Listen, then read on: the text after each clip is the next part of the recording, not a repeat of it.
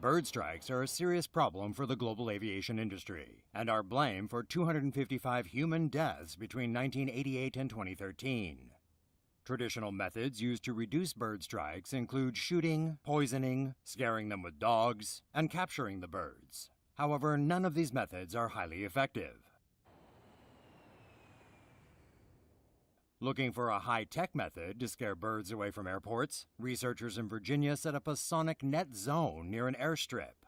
It had speakers and amplifiers emitting decibel levels equivalent to that of between a domestic dishwasher and a busy restaurant.